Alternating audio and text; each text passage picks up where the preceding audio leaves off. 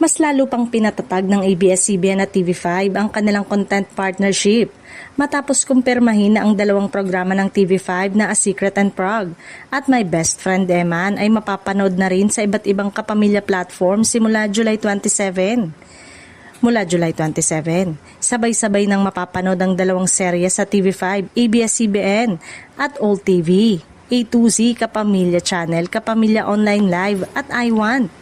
Layunin nitong mas mapalawak ang abot ng mga programa upang mas marami pang manonood ang makasubaybay sa telebisyon at digital platform.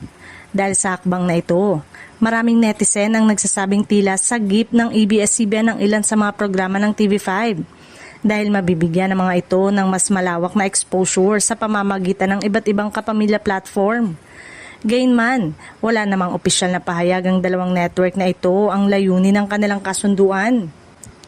Ipinapakita rin ng naturang partnership na nananatiling bukas ang ABS-CBN at TV5 sa pagbabahagi ng dekalidad na content sa mas maraming Pilipino.